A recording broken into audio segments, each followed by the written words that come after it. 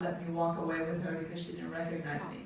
So I had to go to the office and show my license to be able to pick her up. And that was a tipping point that there's something awfully wrong here with the way, how do I do that? So that started my thinking is, you know, I'm going to start looking for organizations that have the same values that I'm looking for. And that's when Angela started talking to me about this idea. I said, wow, I wish something like this was around when I was struggling to find what I could do. And after working in a lot of the high-tech companies, I finally realized, you know what, I'm going to start my own company.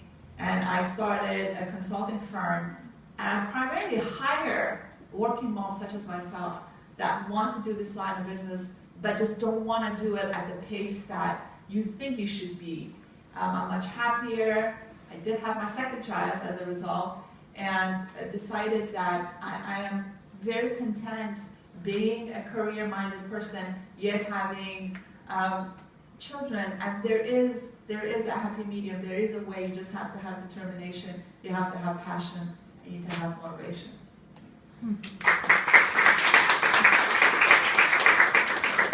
Well, thank you so much for sharing your story. It's really inspiring to see how other ambitious women have navigated it through and succeeded. Some of your stories just brought tears to my eyes. Something you alluded to, the guilt feeling. So us as working moms, or any mom for that matter, we always feel guilt. No matter what we do, we think that all the time that we have to spend with our children and keep a clean house. And if we don't do that, we start feeling guilty. And we all feel that way. Have you had that kind of feelings, and how you overcome that feeling of guilt? Anyone wants to take it? Absolutely. I mean, as I said, I was in tears. There's guilt. There's my daughter saying, Mom is going to work, and she picked up her little bag wanting to follow Mommy. I mean, and I think that feeling of guilt at home was one, at work was with her, but when I was home, I also had the feeling of guilt of leaving all the projects that I had to do at work, and I was trying to figure out what I had to do. But that guilt, I think, motivated and propelled me to do something about it. I knew that I still wanted to be career-minded, but not at that pace. It had to be my terms. And I think it's that very guilt that made me be successful in what I am today. For me, that was the case. It got me to be very creative, you know, and that's how it worked for me. It was a good thing. The guilt was a good thing. I think guilt is also like something that is like self-perspective on it. Like when I talk to my son never feels guilty about like what I'm doing. He's usually expressing pride in what I'm doing. But then for some reason I feel guilty because my own expectations of myself and what I can do. I'm not like meeting this bar that, you know, doesn't really exist. Like there's no such thing as a perfect mom. But there are like non-negotiables for me. Like once I started to really look at like what would be things that would really make me guilty. And unfortunately, one of the things was like, you know, my anniversary, my child's birthday. I can miss my own birthday and not be there, and I'm totally fine. But I did have something where I landed in San Francisco on my child's birthday, so I couldn't plan his party, and I was just like a wreck for a long time. And like I was there, but then I realized like I have a best friend, and I said like, please, like, can you just once like help me out? She's like, don't worry about it. Just show up at my house at 6, and then she had it all situated. So just having that network of support systems was like extremely important to me. So I just had to kind of lower my own expectations of like what I thought I was actually going to be able to like achieve, or like, you know, what am I in the race with myself? Like it didn't make much sense for me. So I have to practice like self-forgiveness. So I have a friend, also a mom of 2, who regularly says, if a situation comes up, she'd say, oh, I've done my quota of guilt today. Like, I'm done. Like, it's a self-reflection, it's a self-response that she has.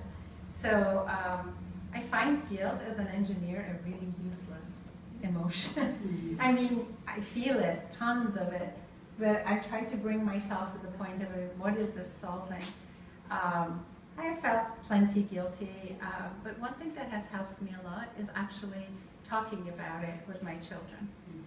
As they grew up, even when they were young, I'd say that, hey, I really feel guilty I didn't pick you up.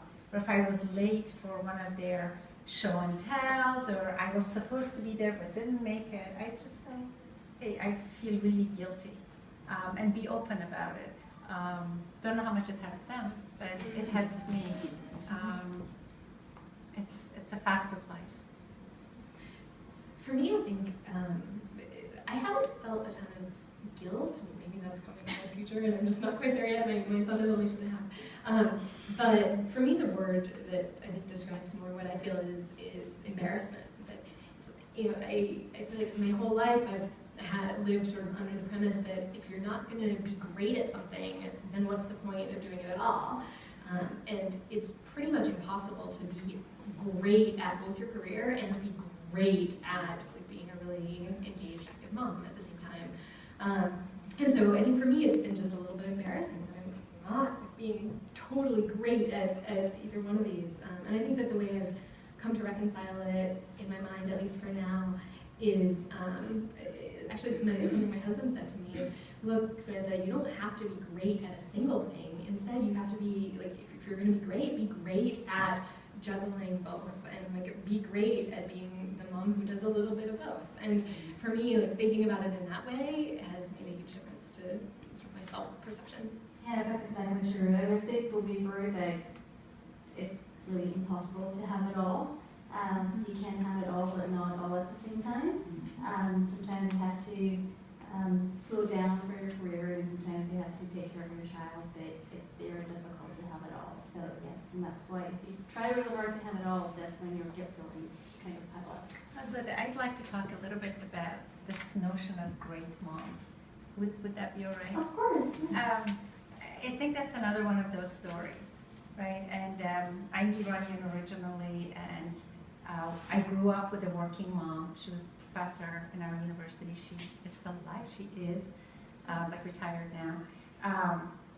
And I never saw any contradiction between being a good mom and a mom who was working.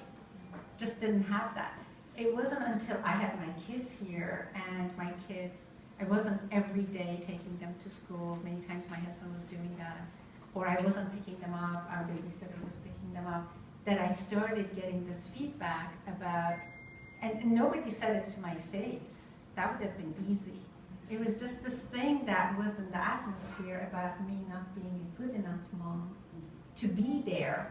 And there were some cases where the kids couldn't have play dates because the mom wanted to have a play date with another mom, not a babysitter, right? There were situations like that. And little comments about, oh, you know, you missed a really great thing. And those types of things are really harmful. Women do it to each other. And this notion of a great mother, I take issue with that. What is a